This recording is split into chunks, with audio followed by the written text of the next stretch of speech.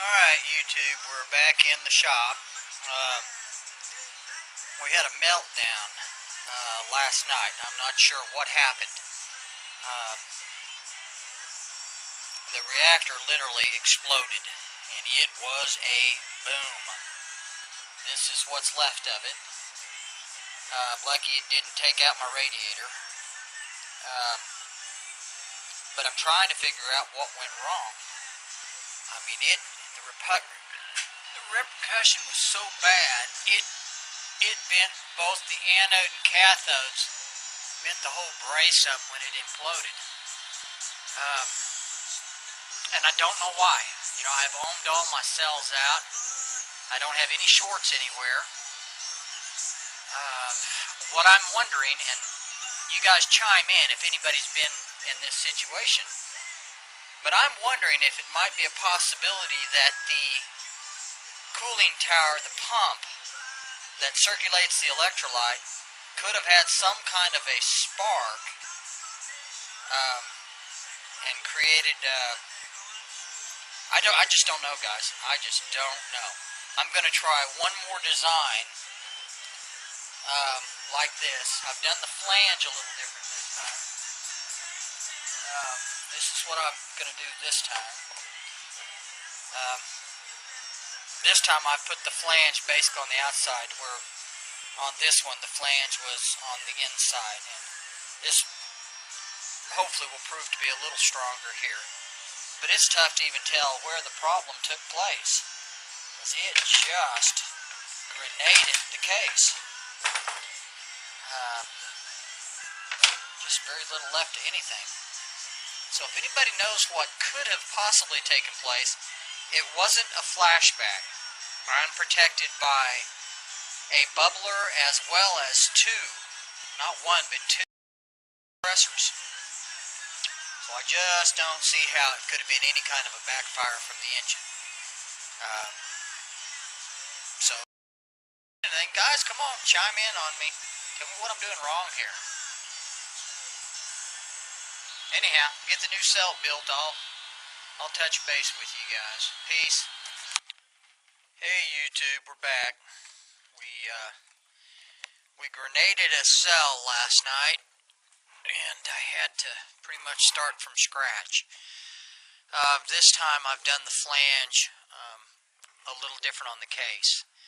I put the flange external instead of internal. I don't know if that makes much difference. A little more square inch of coverage for a little better seal, I guess. The old one just literally exploded. I mean, it literally exploded. I've got two flashback arresters and the bubbler, so it certainly didn't come from the engine, but I do not know what caused it. But I should have it ready to go back in the truck this evening, and we'll give her one more try. Certainly has been a royal pain in the keister, but I guess anything worth having in life never really comes easy. Yep, that's going to fit really nice. And give it a swing and try it again. See what happens. So I will keep you guys posted. Peace. Hey YouTube. Cell put back together. Sitting right next to our grenaded counterpart. Boy, what a mess. This is my last attempt at a square reactor container. We'll see how this works. What I'm doing right here is you just spread a nice dose of silicone, put a couple of shims to where it's spaced evenly, set it down, flatten it out, and when this dries, it will have a perfect seal. We'll have a perfect gasket formed that I'll probably be able to reuse.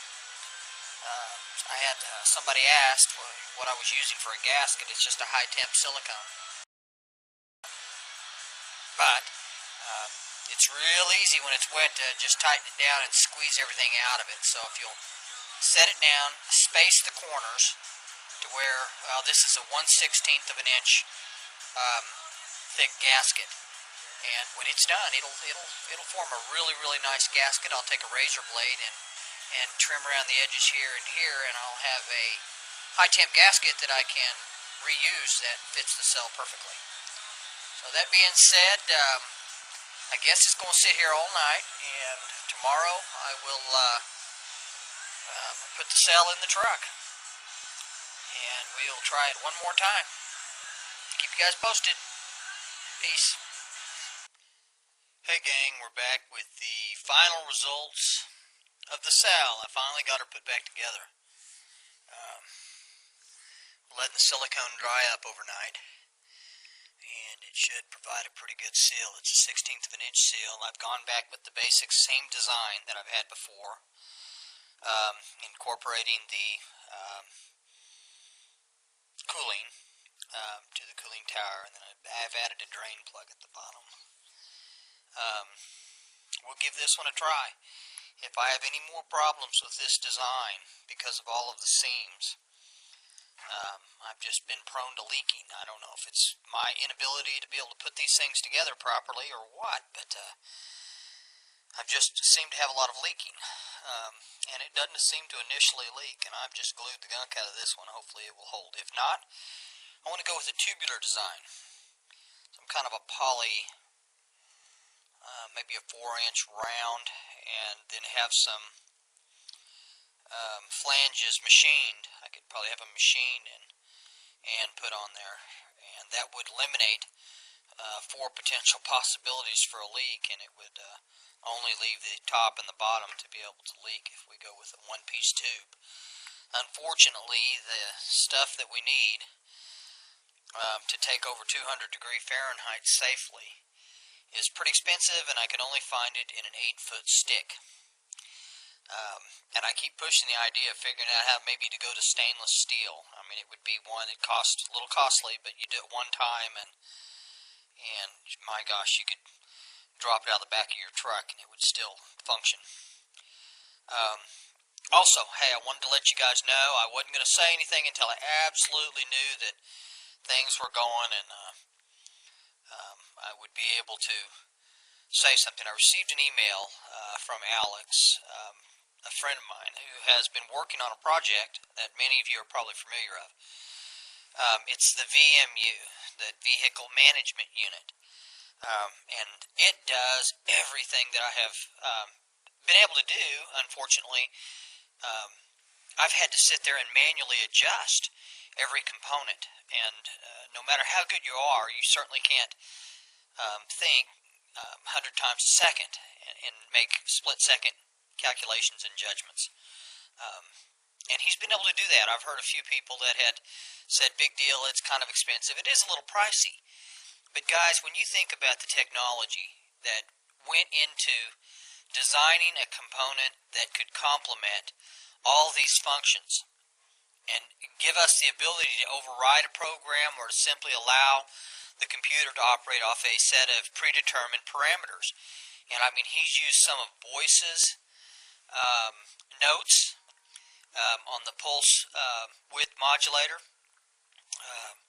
which he's the guru. I mean, he's the one who's been around. It's going to be real interesting, but I received an email yesterday that said it is in fact on the way. And when it arrives here, guys, I will try to do my best to show you a installation of how the computer ties in and exactly what that little thing can do. But if you made each individual component, I mean, you're going to have that much money, and they're certainly not going to be able to complement one another like he's done. So it may be pricey, and some of you may think that's no big deal, but the bottom line is Alex is the one who's done it. And I mean, my hat's off to him. I can't wait to get the VMU and get it installed on the truck and start playing with it. That's definitely a dream come true. That's what my visions have been for a hydrogen assist system on a vehicle. That's going to give us the ability to make a system so user-friendly that you could, in fact, install this on your mother's car. That being said, I look really forward to the days ahead of us, guys, and keep me posted. My goodness, I've received so many excellent messages from you guys, and turned me on to some really good leads on electronic part. You all have just had some phenomenal ideas. So, it's a team effort, and we can pull this thing off, and, one step at a time. So everybody, have a good, safe 4th of July, and I'll talk at you soon. Peace. Bye.